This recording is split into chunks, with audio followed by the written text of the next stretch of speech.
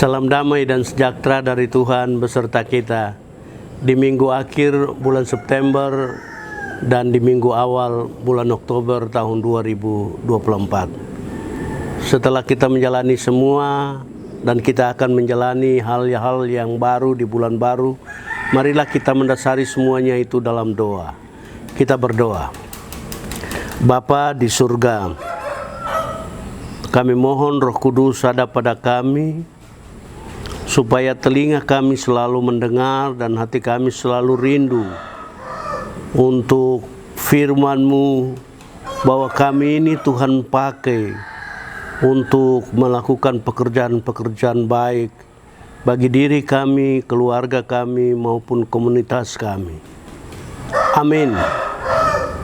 Saudara-saudara, firman Tuhan yang kita renungkan dalam minggu kerja kita yang baru ini terdapat di dalam 1 Petrus pasal 5 ayat 1 sampai 11 dengan tema Gembalakanlah jemaat Tuhan dengan sukarela.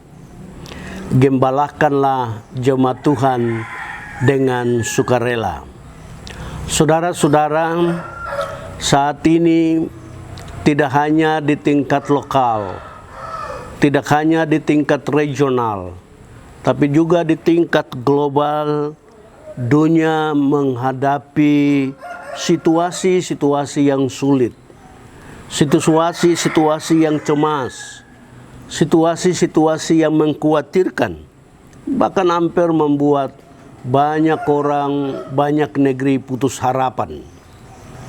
Karena begitu orang hidup dengan baik, tetapi tidak dapat membendung merebaknya penyakit masyarakat, bertubi-tubi datangnya musibah, belum lagi ada perang politik, perang dagang, perang ekonomi, dan peperangan-peperangan lain yang menyebabkan orang larut, komunitas larut, bangsa larut dalam spekulasi-spekulasi yang tidak pasti.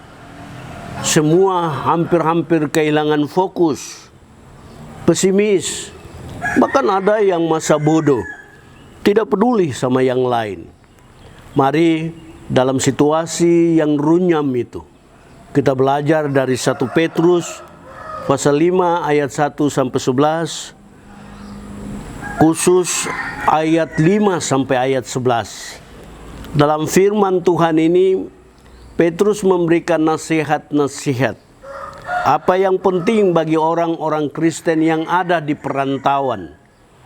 Bahwa orang-orang Kristen yang ada di perantauan, Tuhan juga memilih mereka. Tuhan juga memelihara mereka. Mereka tidak ditinggalkan seorang diri.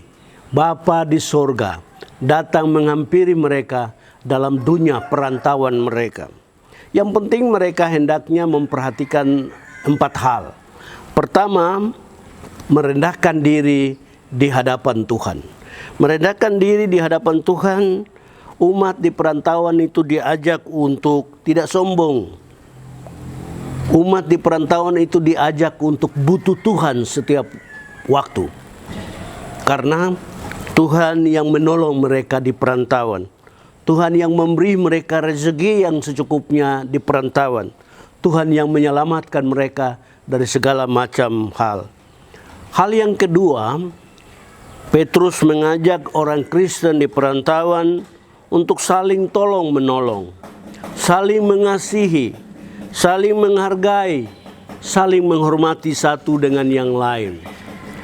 Hal yang ketiga, pada ayat 7, Petrus mengajak umat Kristen di perantauan untuk menyerahkan segala kekhawatiran mereka kepada Tuhan. Karena bagi Petrus, hanya Tuhan sajalah yang setia pelihara mereka. Tuhan sajalah yang setia pelihara moyang mereka di negeri asal mereka. Tapi Tuhan juga yang setia memelihara mereka dan anak cucu mereka di negeri perantauan. Tuhan setia pada Yahudi, Tuhan juga setia pada non-Yahudi. Tuhan setia pada negeri asal mereka, tapi juga Tuhan setia pada negeri perantauan mereka. Hal yang keempat yang perlu kita renung adalah dalam ayat 8 sampai dengan ayat 11. Petrus mau bilang, lawan berbagai macam pencobaan, lawan berbagai macam tipu muslihat itu dengan firman Tuhan, dan tetap andalkan janji penyertaan Tuhan.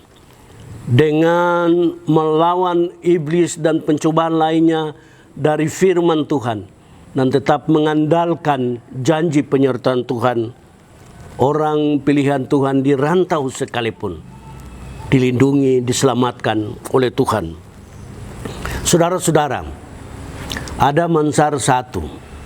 Dia bilang sama dia pu cucu, "Cucu, apa yang cucu bisa buat untuk melawan iblis?" Cucu ini bilang, "Tete, saya suruh tete manis di sorga untuk maju melawan iblis. Kalau Yesus melawan iblis, iblis tampias. Tapi kalau saya yang lawan iblis, maka saya yang tampias." Mari kita semua bersama Yesus. Bersama dengan Yesus, badai pasti berlalu. Bersama dengan Yesus, kita menemukan ketenangan-ketenangan yang double. Bersama dengan Yesus, kita dibawa masuk ke dunia yang damai dan sejahtera, dan kita disiapkan untuk masuk di sorga yang baka. Amin.